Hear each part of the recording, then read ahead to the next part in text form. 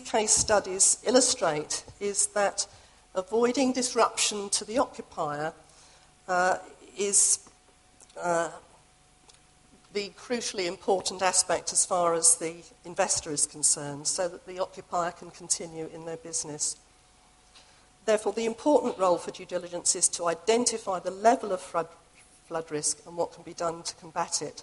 So in the rest of this talk, I'm just going to say a bit more about environmental due diligence in relation to flooding, to touch on some of the guidance which you as surveyors might find particularly most relevant, and to look very briefly at what's changing. It has to be said that back in the very sort of hectic property market we had prior to 2007, generally risk assessment and management wasn't necessarily done as well as it needed to be, adding to the bit of an economic mess we're now in. Whereas in the current difficult market, much more attention is being paid to due diligence because investors are more risk averse and because they have more time to make detailed inquiries. An environmental due diligence, including flood risk, usually takes about 10 days, and it can take longer if initial searches suggest a need for further on-site investigation.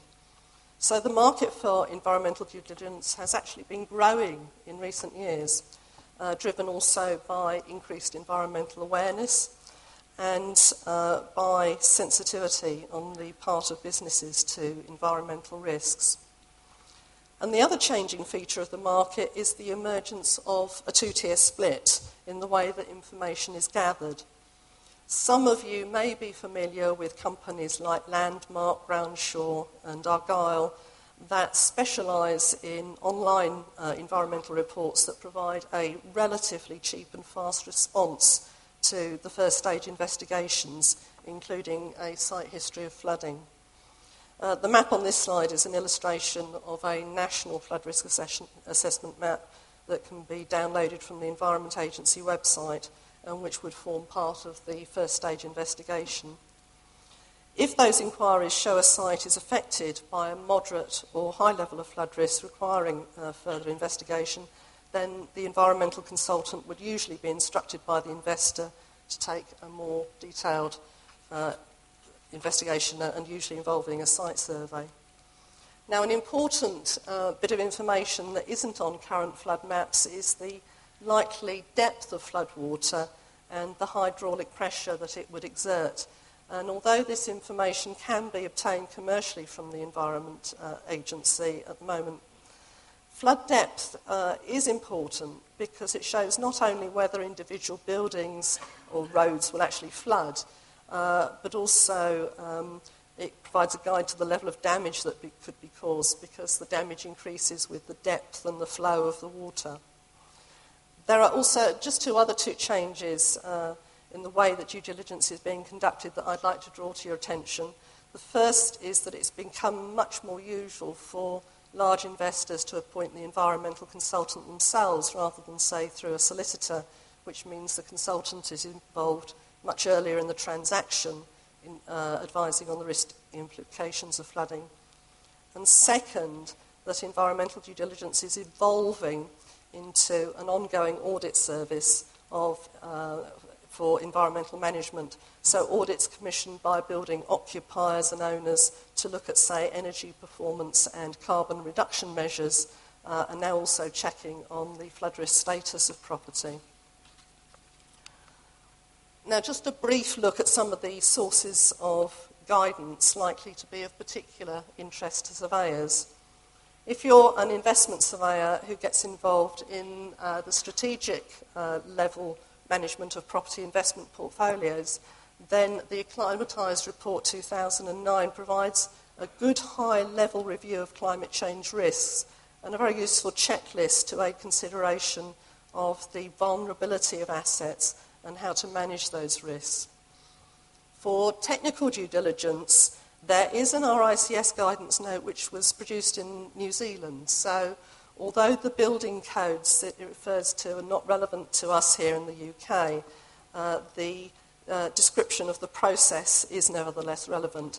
And I guess it would be quite a good idea if a UK version could be written.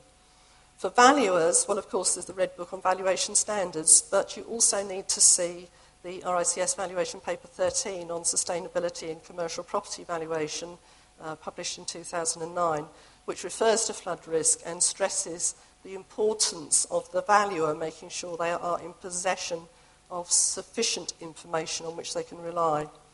And then there is guidance about coping with flooding issued by the RICS, the ABI, and the Environment Agency. But this is mostly aimed at consumers and small businesses.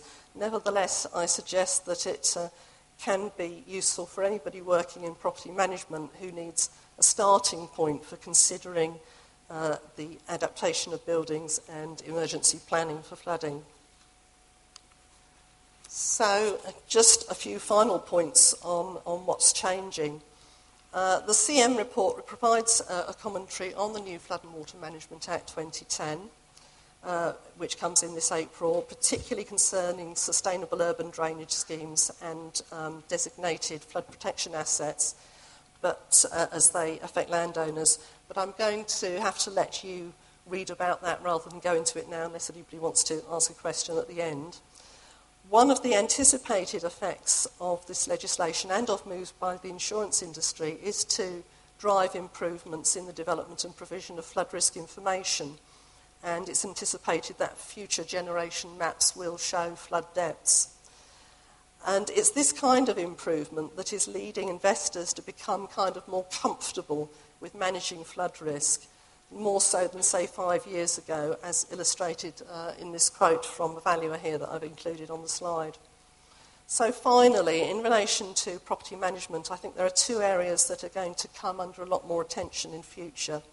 And those are, firstly, the relationship between property investors and their insurers in negotiating ways in which introducing flood resistance and resilience to buildings can help ensure that insurance will continue to be available and to keep the premiums down. And secondly, the relationship with building occupiers about adaptation and emergency planning to minimise business disruption in the event of flooding and indeed other environmental impacts. And I can see that having implications for the drafting of lease clauses to ensure that ongoing adaptation can be implemented as and when it is needed in the life of a building.